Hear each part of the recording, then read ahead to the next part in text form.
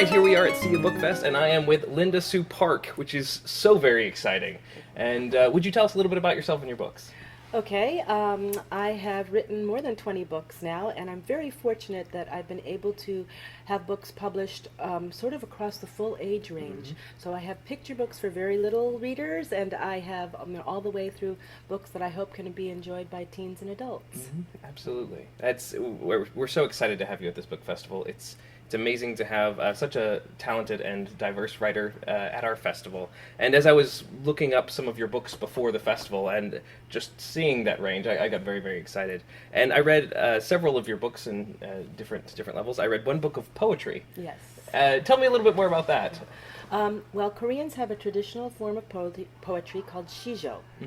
A lot of Americans and American students know haiku, Right. which is the Japanese form. So that's pretty famous. Shijo is similar but different, and I think it's an awesome form, and I'm like, I wanted Shijo to have some love too. Right, So I right. wrote a collection called Tap Dancing on the Roof, which is a collection of Shijo poems. Well, it was very fun. It was neat to see another type of poetry that I think is very accessible to students I hope so, yeah. and to young people, and it was wonderful. But what wonderful stories you have! And I've noticed that you're definitely influenced by being Korean and by your heritage.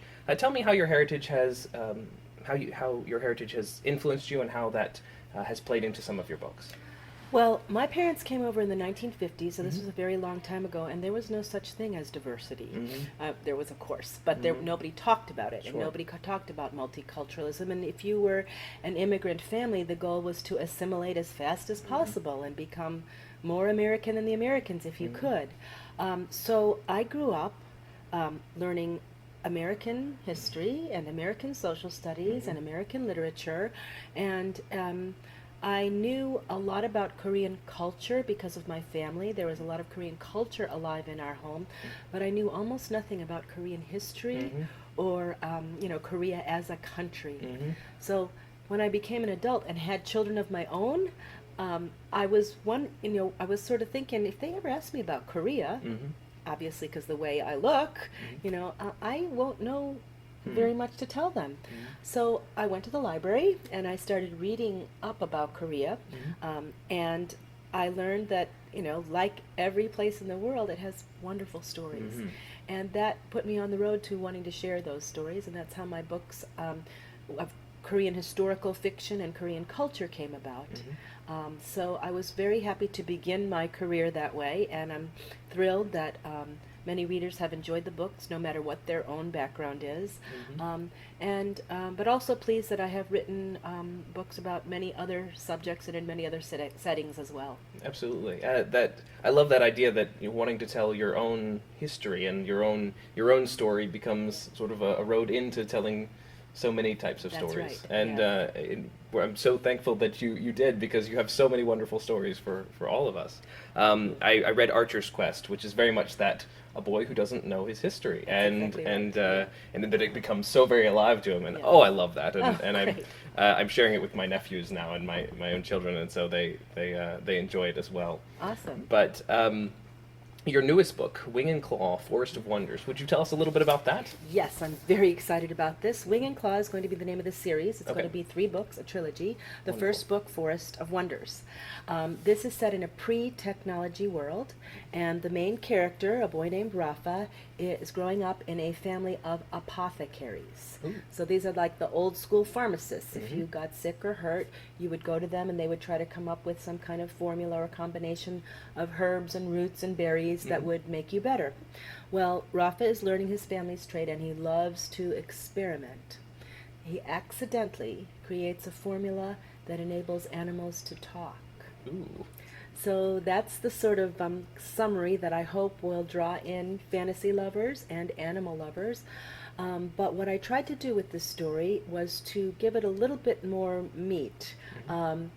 He's so excited at first. Oh, this is awesome. I can get animals to talk. And then things get complicated. For example, a lovely young girl character who tells him, this is wrong. Animals aren't meant to talk. It's usually not something that's questioned in a children's fantasy. The Sure. animal can talk, it's Right, awesome. it's good, you know? yeah. Yeah, right. So, so that's a layer or a level that I hope will readers will find compelling that will maybe provoke some discussion. Absolutely. It's important to realize that the things that we wish for can have consequences. Absolutely. And not all of those are positive. That's they right. can be much more complex. That's right. I love it. That's great. I'm very excited to read it. I just got it, so Thank you. I'm very excited to read it. When do the other ones come out? What is Well, your time frame right. for them? This is brand new. It just came out March 2016. Mhm. I am beginning to put the finishing touches on book 2, Okay. which is going to be called Cavern of Secrets. Mhm. And then the publisher will do their thing. Right. So that will be due out in March 2017. Okay. And the third book, currently called Untitled, Right. will be out in March 2018. So I Fantastic. know it's a long wait, but I'm trying to make them really good. Right. So- We're very excited about them. Well, we're Thank so happy to have you at this book festival. How do you feel about book festivals and this experience? I think we had 1,500 students here yesterday, and that was so exciting. What would you mind commenting on how important that is for our young people? It's been very exciting for me to be here and to see all the young people, and so appreciative of the parents, teachers, and librarians who have brought the young people here.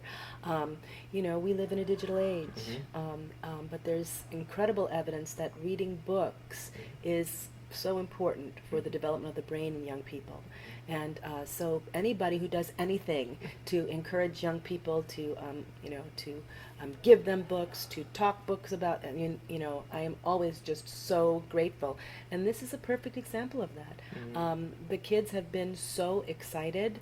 And they've been, getting autographs from their favorite authors and getting the books. And it's great to see that it's authors and books that they're excited about, rather than certain other aspects of pop culture, which Sure. are maybe not quite so Right. desirable. Many of them know my book, A Long Walk to Water, which is about a Sudanese lost boy. So that has had a wide readership, and it's been really fun to meet the kids who have read that book. Yes, absolutely. Well, we're so thankful to have you. Thank you so much for talking with me, and I look forward to reading Forest of Wonders as well as the many others. Thank you. It's great to be here.